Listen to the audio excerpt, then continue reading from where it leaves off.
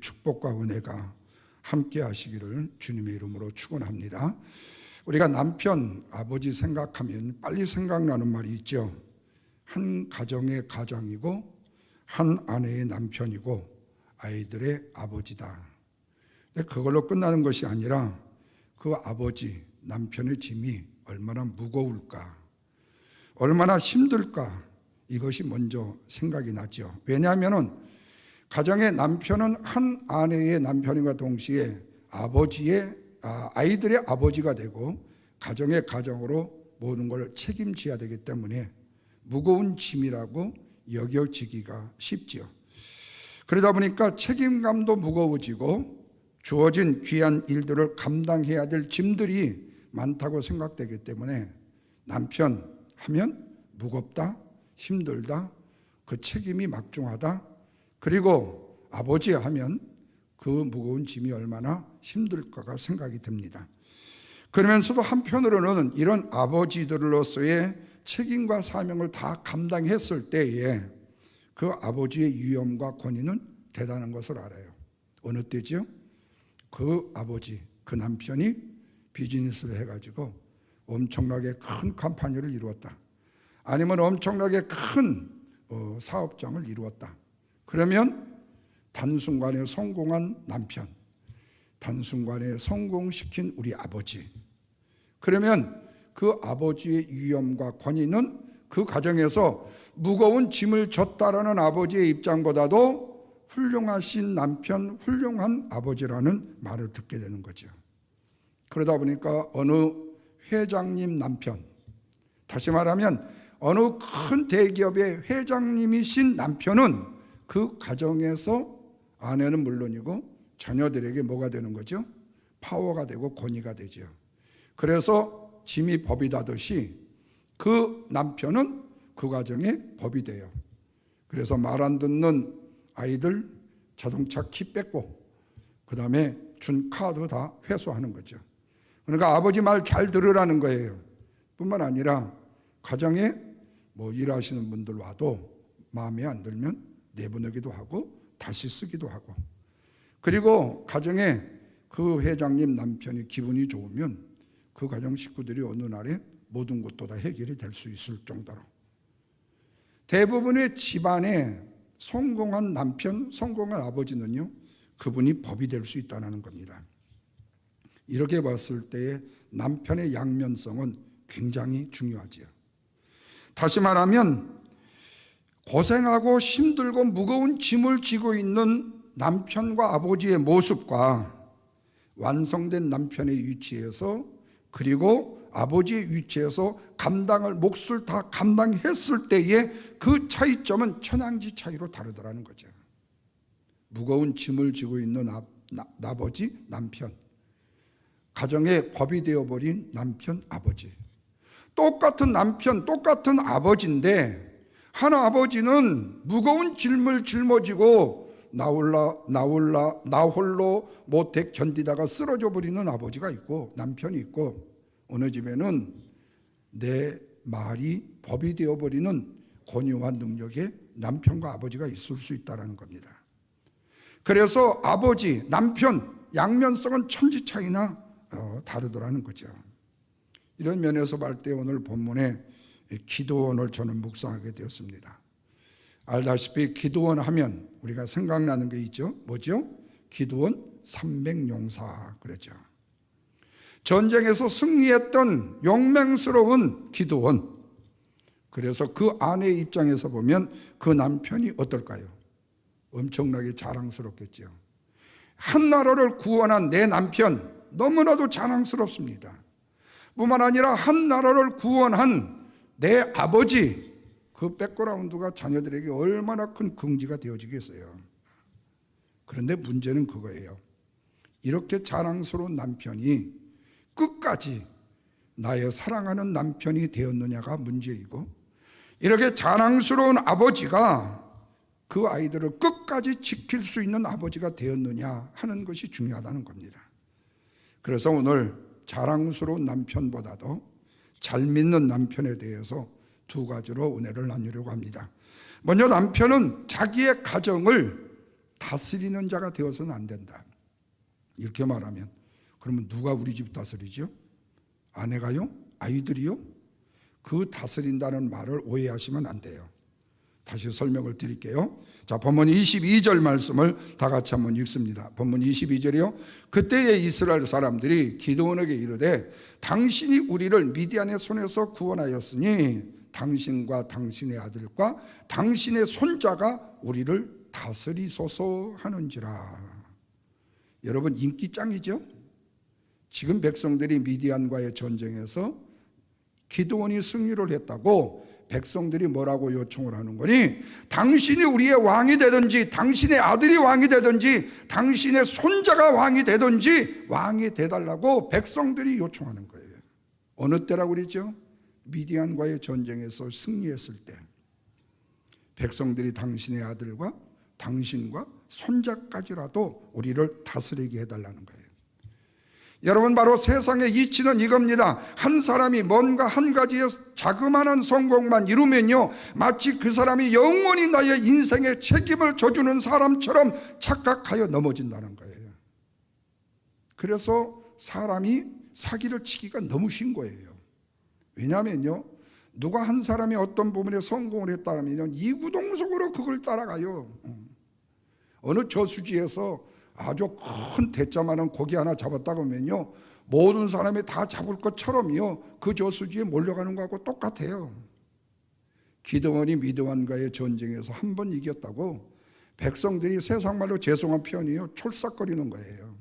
당신이 왕이 되고요, 당신 아들이 왕이 되고요, 아니요 손자까지 왕이 돼도 괜찮아요. 여러분, 바로 이것이 어리석은 세상의 백성들, 세상의 사람들의 모습이고 세상의 아내의 모습이 될 수 있고 세상의 자녀들의 모습이 될 수 있다는 거예요.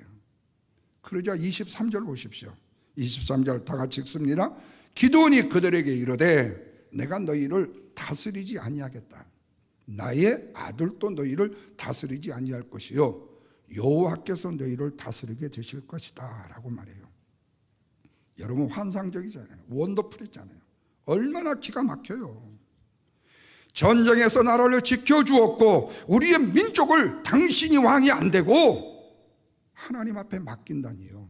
얼마나 겸손한 남편, 얼마나 겸손한 아버지, 얼마나 겸손한 지도자입니까?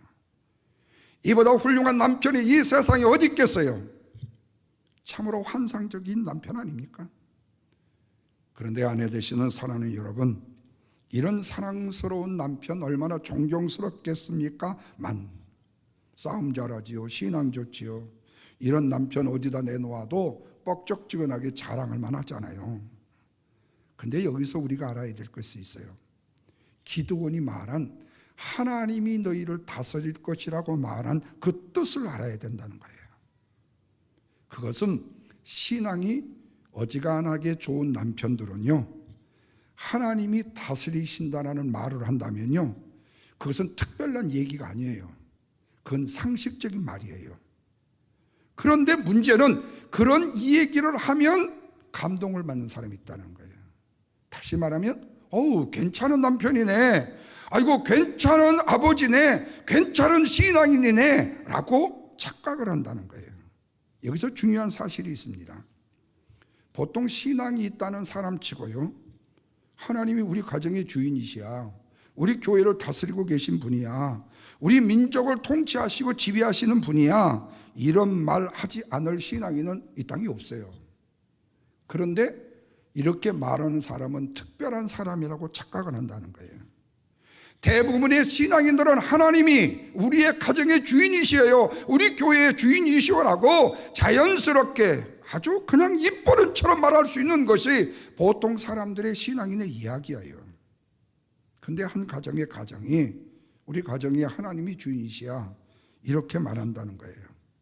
그러나 하나님이 다스린다는 이 말을 다른 말로 말하면 나는 결코 다스리지 아니한다라는 강력한 부정을 앞장 세워놓고 봤을 때에 그 말은 굉장한 의미를 지니는 말이 될 수 있다는 거예요. 여기서 기드온은요, 하나님이 너희 나라를, 우리 나라를 다스리기 때문에 인간이 다스려서는 안 된다는 취지로 지금 말하고 있는 것처럼 들려지지요. 다시 말하면 인간의 통치는 부정한 방법이라는 거예요. 그래야만이 하나님의 다스리심이 드러난다는 거예요. 그래서 하나님이 다스리시지만 그래도 인간이 다스려야 한다는 것을 하나님이나 기도원에게는요 용납이 될 수 없는 일이라는 거예요. 오직 하나님만 다스려야 된다는 거예요. 근데 이런 처사가요 하나님의 다스림에 대한 것에 대한 충분한 이해에서 나온 얘기냐? 아니라는 거예요. 왜냐하면요 하나님이 눈에 보이지 않잖아요. 그러다 보니까 종교성, 신앙하고 달라요. 종교성이 심한 사람은요 보이지 않는 하나님이 내 눈에 안 차요. 아니 보이지도 않는 하나님 앞에 빈다니 그래도 이상하게 생긴 바윗돌 정도는 돼야만이 그래도 빌어야 뭔가 조금 보여지지 않냔 말이에요. 저게 바윗돌이 코가 좀 볼록 나오는 것도 같고 들어가는 것 같고 거기에 이끼가 좀 더 끼는 것 같고 어제 촛불 켜놓고 봤을 때하고 오늘 보니까 달라진다니. 뭔가 종교성을 봤을 때는 내가 비는 대상 자체에서 나에게 뭔가 좀 와줘야 된다는 거예요. 왜냐하면 당시의 사람이든 오늘날 사람들은요 종교성이 가진 사람들은요 자기의 눈에 보여야 안심할 수 있는 자인 거예요. 눈에 보여지지 않고 만져지지 않는 것은 있는 것으로 간주하는 것이 아니라 아예 없는 것으로 간주해요. 그래서 세상의 사람들한테 예수 믿으세요, 교회 나오세요, 하나님 믿어보세요 전도하면 하나님이 어디 있어? 봤어? 하나님 있으면 보여줘봐. 틀림없이 이렇게 얘기합니다. 왜요? 자기 눈앞에 없는 것은 없는 걸로 아는 것이 세상 사람들의 죄인의 속성이에요. 그러니까 이해를 못해요. 그러면은 기드온이 하나님이 다스릴 것이다 라고 말을 했을 때에 이스라엘 백성들은 환상적이었지만은 실제로 내 가정에서 남편이 여보, 얘들아, 우리 집 주인은 하나님이시야. 우리 집을 하나님이 다스리실 거야. 그렇게 말하면 아멘 그래요. 근데 남편은 비실비실 해가지고 힘도 별로 없고 맨날 병치레하고 감기약 자주 먹고 저녁에 잠도 못 자고 일자리도 별로 없어가지고 너무 시원찮아. 그러면 그 남편이 한 말을 아내가 믿겠어요? 자녀들이 믿겠어요? 안 믿어요. 말은 우리 아버지가 하나님이 다스린다고 하는데 하나님이 다스리는 우리 가정에 우리 아버지는 도대체 뭐야? 힘도 없고 자랑할 것도 없고. 그러면 하나님이 다스린다고 한다면 분명히 거기에 플러스 알파로 우리 아버지가 돈을 많이 벌어야 되고 우리 아버지가 힘이 있어야 되고 우리의 남편이 다른 사람에게 자랑할 만한 허우대라도 있어야 된다는 거예요. 근데 안 보여지잖아요. 그러면 과연 지금 그 말이 사실이라고 받아들일 수 있냐 그 말이에요. 우리가 하나님을 섬기는 방식도 그와 같다는 겁니다. 특정한 물체, 특정한 장소, 특정한 시간대에 특정한 인물이 지독하게 집착을 하다 보면 그런 자기의 행위로서 신앙으로부터 어떤 효력을 얻어내려고 하는 것이 인간의 심성이라는 거예요. 이게 바로 신실하신 하나님을 섬기는 믿음의 신앙과 차이점이 있는 종교적 신앙의 모습인 거예요. 그렇다면 기드온이 내가 다스리지 않고 하나님이 다스린다는 말을 할 수밖에 없는 것이 바로 기드온의 처지였어요.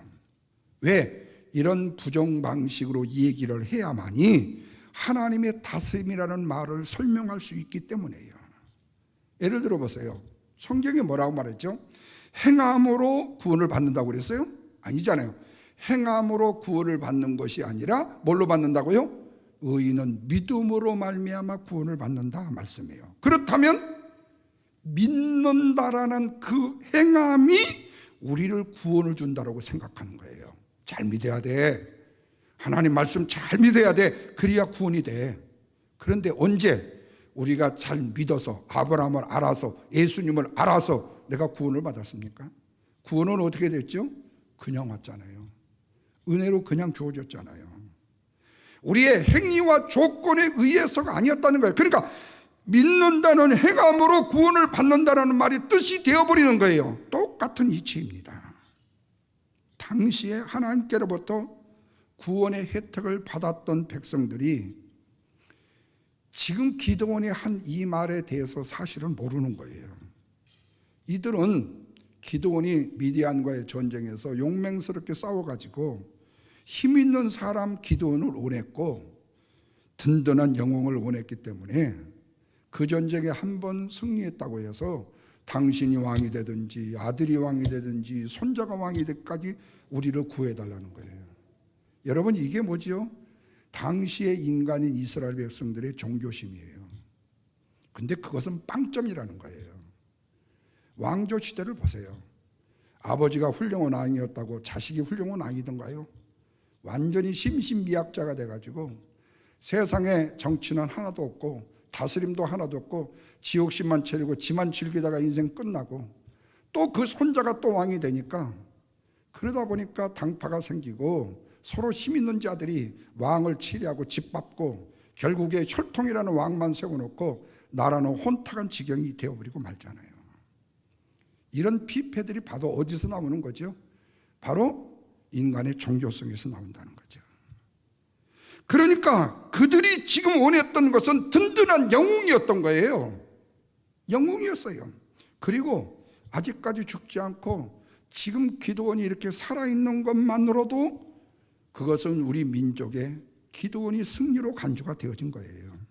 그러니 가정에서의 가장이 되는 남편이요, 우리 가정을 하나님 앞에 맡긴다고 했을 때에 겸손하기 그지없고 믿음직스럽지 않느냐는 거지요. 그런데 문제는 뭐냐?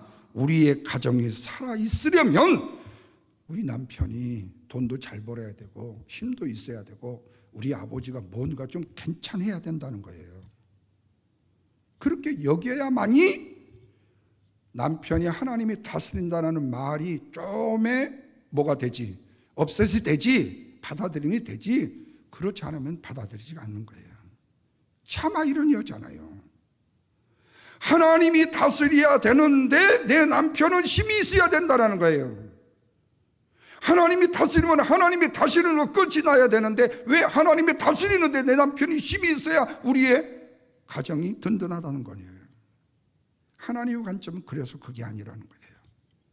하나님이 남편을 볼 때에 남편이 가정에 힘이 있느냐 없느냐를 보시는 것이 아니라 사랑하는 당신의 남편의 여부가 죄가 있느냐 없느냐로 먼저 그 여부를 보신다는 거예요. 그래서 가정의 남편 되시는 분들이 가져야 될 책임이라는 것도요, 분명히 남편이, 우리의 가정은 남편이 내 힘으로 다스려지는 가정이 아니라 하나님이 다스리는 가정이야라고 말을 한다는 거예요. 사실 말은 그렇게 했지만 그 다스리는 자의 위치가 섬기는 자의 위치가 되었냐 그 말이에요. 바로 여기서 우리는 진정한 다스림이라는 뜻을 알게 되고 뒤에 말씀을 드리겠지만요, 기드온의 이중성을 보게 된다는 거예요. 인간이 원하는 힘을 제공하는 방식이 아니라 다스림은요, 죄를 씻어주시는 방식으로 하나님의 다스리심을 개입시키는 거예요. 그래서 하나님은 남편과 아내의 차이점을 단지 힘의 여부로 말씀하는 것이 아니라 네 남편에게 죄가 남아있느냐, 무서운 죄를 씻음 받았느냐 여부로 먼저 하나님의 다스림에 대한 말을 책임지신다는 거예요. 그런데 기드온은 어떻게 했어요? 27절 보십시오. 거기에 보면 하나님의 다스림의 증거로 뭐를 만들죠? 제사장이 제사 지낼 때 입었던 에봇이라는 것을 만들게 되더라는 거예요. 그런데 후에 보면요, 이 에봇이라는 옷조차도요, 그 당시 이스라엘 사람들에게는 무슨 자동적 효용이 있는 것처럼 부적처럼 나와서 섬기게 됐다는 거죠. 이것이 바로 뭐죠? 인간의 근본적인 죄악의 문제인 것입니다. 하나님의 용서와 사랑이 남편을 구원하는 것인 거 모르고 남편의 힘이 자기의 가정을 살린다라고 생각하는 착각이 있다는 거예요. 그래서 이 세상에 힘없는 남편들은요, 오로맥으로 사라져버려요. 아버지한테도 존경도 못 받고요. 자식들한테 존경도 못 받고요. 아내에게는 물론이죠. 예. 누가 아버지는 돈도 잘 버는데 당신은 도대체 뭐 하냐고. 어느 아버지는 뭐 그냥 떵떵거리는 좋은 차도 타고 있는데 당신은 생긴 게 또 없냐고요. 그러니까 다른 사람이 생긴 거 있는 것이 우리 남편은 왜 없냐 이거예요. 우리 남편 좀 생겼으면 좋겠다는 거예요. 근데 결국에 생기는 거 좋아하다가 그 가정은 나중에 어떻게 되죠? 무너져 버리잖아요. 그리고 나서 자기 남편이 정직을 지켰다면 나중에 진짜 남편 당신 잘했어 이렇게 얘기해요. 그러나 그 당시에는요, 그 남편이 부러웠던 게 사실이에요. 이게 인간의 모습이에요. 그래서 중요한 것은 그거예요. 남편의 힘이 우리의 가정을 살리는 것이 아니라, 세상의 힘이 우리의 가정을 살리는 것이 아니라, 하나님을 잘 알고 하나님을 잘 믿는 남편을 통해서만이 우리의 가정이 살고 우리의 자녀들이 행복할 수 있다는 거예요. 두 번째로 보십시오. 남편은요, 자기의 가족을 올무가 되게 하지 말라는 거예요. 다시 24절 말씀 다 같이 한번 읽겠습니다. 24절 뭐라고 그랬죠? 기드온이 또 그들에게 말하되 내가 너희에게 요청할 일이 있으니 너희는 각기 탈취한 귀고리를 내게 줄지니라 하였으니 이는 그들이 이스마엘 사람들이므로 금 귀고리가 있었음이더라 그랬어요. 자, 왕이 되게 해달라고 그러니까 왕을 거절했어요. 그 대신에 내가 원하는 것이 있는데 미디안과의 전쟁에서 전리품인 금 귀고리를 나한테 주었으면 좋겠다. 왜냐하면 당시에 이스마엘 사람들은요, 남자들은 귀고리를 걸었고요, 여자는 코고리를 걸었어요. 근데 그게 다 금붙이였습니다. 그걸 달라는 거예요. 그러자 25절 보십시오. 다 같이 25절 뭐라고 그랬죠? 무리가 대답하되 우리가 즐거이 드리겠습니다 하고 겉옷을 펴고 각기 탈취한 귀고리를 그 가운데 뭐 했어요? 던졌다고 말했습니다. 여러분, 여기서 백성들이 기드온에 대한 신뢰가 얼마나 컸던 걸 알 수 있죠.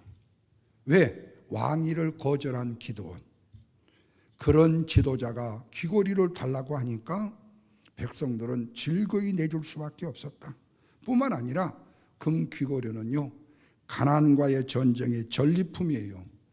내가 그냥 얻은 거예요. 공짜로 내 것 있는 걸 주는 게 아니에요. 그러다 보니까 기드온에게 기꺼이 손해보는 것이 아니니까 주는 거예요.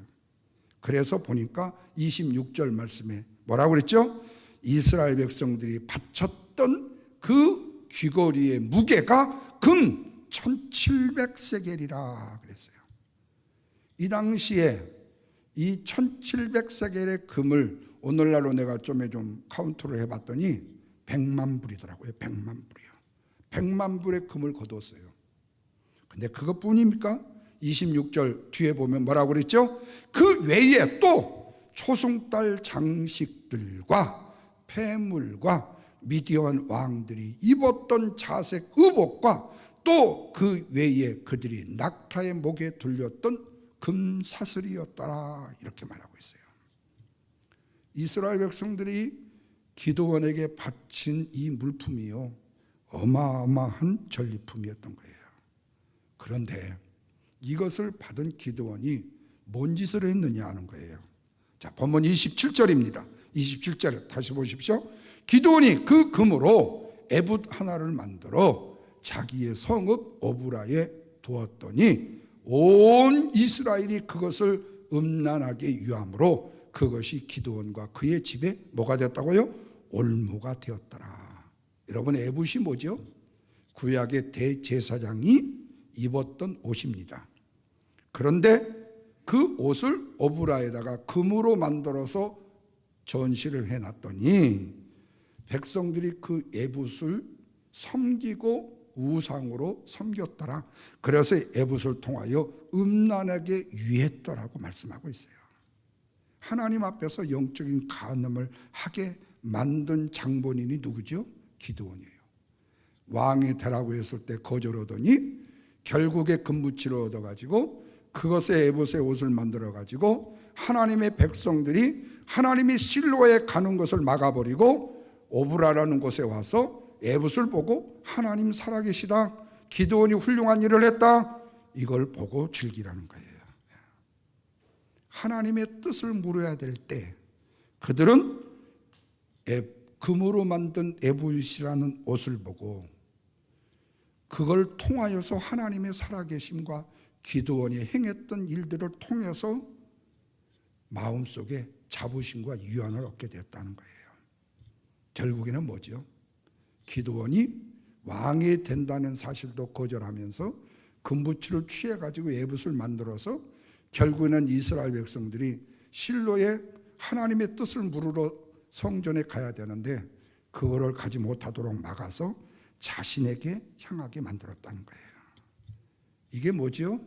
독선적인 아버지의 뜻이고 독선적인 남편의 하나의 한 면이라는 겁니다. 왜? 내가 성공했으니까요. 내가 사업 성공했으니까 아이들 너희들 아버지 말 잘 들어. 안 들으면 자동차 키 빼서 카드 뺏는 거야. 당신 남편만 잘 들어. 남편이 이렇게 훌륭하게 해서 당신도 지금 몇천 불짜리 백도 메고 다니는 거 아니요? 그거 다 뺏어버릴 거야. 말 안 들으면. 그런 남편 없지만 그런 독자가 생길 수 있는 가능성은 드라마에 보면 너무 많다는 거예요. 다시 말해서 기드온이 금으로 에봇을 만들어 오브레에 둔 것이 하나님을 향하는 백성들의 마음을 자기 자신에게 향하게 해서 자신은 한없이 높였다는 거예요. 이렇듯이 한 가정의 남편이 가정을 위한다는 겸손 자체가 가장된 가족들의 올무가 되어줄 수 있다는 겁니다. 그런데 분명히 27절에 그 에봇이 기드온과 그 집에 뭐가 됐다고요? 올무가 되었더라고 그랬어요. 그러나 기드온이 사는 날 동안 이스라엘 백성들이 평온했다고 마지막 절은 말씀하고 있지만 백성들의 마음은 이미 하나님을 떠나버렸고 하나님 대상의 우상을 섬기는 바로 영적 음란죄를 범하는 나라로 바꿔주고 말았다는 거예요. 여기서 우리 남편 되시는 분들이 조심해야 될 것이 있습니다. 백성들이 기드온에게 왕이 되게 해달라고 했을 때 거절을 하다가 기드온이 에봇을 만듦으로써 이제부터는 이스라엘의 왕이 아니라 기드온 자신이 이스라엘 왕으로 통치하겠다라는 뜻을 나타냈다는 거예요. 여러분, 우리 조선시대 고려시대에 왕은 허수아비고 그 주에 대신 영의정 좌의정 그 누구가 군권과 정권을 가지고 왕을 허수아비로 노리는 사람이 있죠. 지금 똑 맞는 이치가 바로 기드온이 역사하고 있는 역사입니다. 이렇듯이 한 가정의 남편이요, 하나님을 바로 아는 일과 바로 믿는 일에 바로 서지 못하게 되면, 그리고 다스리게 되어진다라면 가족 구성원들은 모두 다 그 남편의 올무가 되어버리고 만다는 거예요.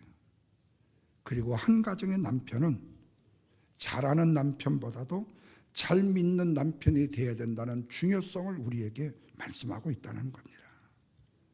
자칫 내 남편이 기드온이 만든 에봇을 오브라에 둔 것처럼 기드온 자신이 왕임을 드러낸 것처럼 내 남편이 하나님 앞에 바로 서지 못하면 그 가정은 얼마 못 가 무너지고 망하여지고 만다라는 사실이죠. 그래서 실제로 왕이 안 된다면서 왕의 행세를 하고 있잖아요. 어떻게 했는가 뒤에 말씀을 계속 보시면요, 그가요 이방인의 아내를 얼마나 두었는지요. 아들놈만 70명을 낳았어요. 아들놈만요. 왕이 안 된다고 해놓고요, 이방 여자들을 첩으로 두어가지고요, 세겜에 있는 첩을 두고 그 아들을 낳았는데 그 이름이 대표적으로 아비멜렉입니다. 그러면 아비멜렉이라는 뜻이 뭐냐? 멜렉이라는 말의 뜻은 왕이라는 뜻입니다. 아비는 뭐지? 우리말로 말하면 아버지입니다. 기드온이 나의 아버지 왕이라는 뜻이죠. 그렇다면 아비멜렉이라는 말은 무슨 뜻이냐? 나의 아버지는 왕이다라는 뜻이 되어지는 겁니다.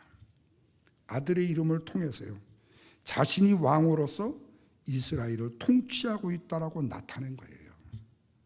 말로는 나도 이 나라를 다스리지 않겠고 내 아들도 다스리지 않겠고 내 손자도 다스리지 않겠다고 해놓고 아비멜렉을 통해서 나라를 통치하는 나쁜 사람으로 역사되고 있다는 겁니다. 여기서 사사 기드온의 말과 삶이 이렇게 이중적이고 다르다는 사실을 우리가 보게 되어져요. 그래서 기드온의 이중적인 모습이 오늘날 한 가정의 남편의 이중성 모습이 되어지게 되면 바로 가정이 힘들어진다는 겁니다. 기드온은 전쟁에서 이겨 종정의 대상이 되었을 때, 왕이 되라고 했을 때 거절했잖아요. 그런데 문제는 왕처럼 산다는 거예요. 그것은 하나님이 우리를 다스리겠다고 말은 했지만 자기 자신의 권위와 권능과 자기 자신의 힘을 지우는 일에는 실패해버렸기 때문에 왕은 거절했지만 그 교만은 남아있었다는 거죠. 그 결과가 누구냐? 아들 아비멜렉입니다. 후에 아비멜렉은요, 이스라엘을 계속 분열을 시킵니다. 자기 이익을 챙깁니다.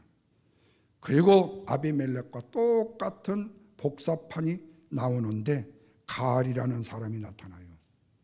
손자들 중에서요. 아비멜렉과 같은 방식으로 분열을 가속화시켜요. 그러다가 먼저 가알이 죽고요. 그 다음에 아비멜이 차례대로 적에 의해서 제거가 되어져요. 이렇듯이 여러분, 한 가정에 남편이 하나님을 바로 알고 하나님을 바로 믿지 못하고 듣기 좋은 말만 하다가 결국에 자기의 가족을 온누로 만들어서 가족 간의 깊은 상처와 아픔을 남기게 되는 일들이 얼마나 많은지 모른다는 거예요. 이게 바로 남편이 믿음으로 말씀으로 바로 서지 못하게 됐고, 또한 힘 있는 남편이라고 아부했던 아내의 미스테이크이고, 아버지의 백그라운드의 밑에서 뭔가 즐기고 뭔가 좀 가지고 있으려고 했던 가족들에 대한 나중에 피폐한 모습인 것입니다. 그래도 하나님께서는요, 가족의 상처의 치유의 시간이 필요함을 아시고요, 후에 보면요, 돌라와 야일이라는 사사를 보내가지고 45년 동안 치유와 평화의 시간이 흐르게 하셨어요. 그때 45년 동안 이스라엘 왕을 비롯해서 사사들이 무슨 일을 많이 했느냐? 아니에요. 아무 일도 안 했어요.